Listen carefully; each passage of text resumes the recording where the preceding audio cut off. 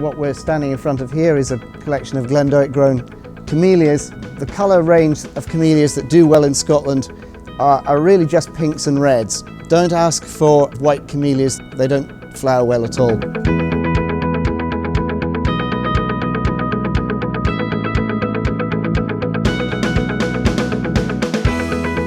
The ones that do really well in Scotland are the William's Eye camellias, and these are based on a Chinese camellia species, and they flower well in cool summer areas like Scotland.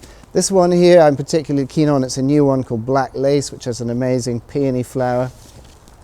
We also have Donation, probably the most famous free-flowering pink camellia of all time. It covers itself with flower every year, even when it's absolutely tiny.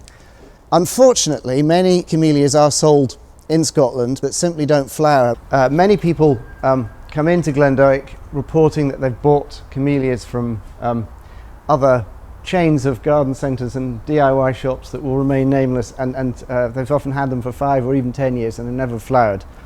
And the problem is that Camellia japonicas just don't flower in Scotland. It's not hot enough for them to set flower buds. Now the secret with camellias is to avoid an east-facing aspect, because the flowers, as they swell, if they have early morning sun on a cold morning, you lose the flowers. And generally they will go on and on flowering for weeks and weeks, especially if you get a reasonably kind spring.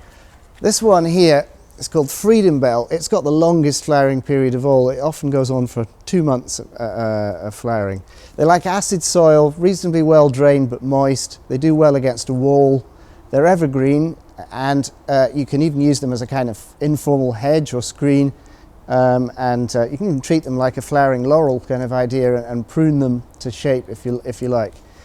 We also find that if they get too big and you cut them back, you might lose the flowers for a year, but they respond extremely well to that. So don't worry if in a small garden situation if you're worried that they might get too big.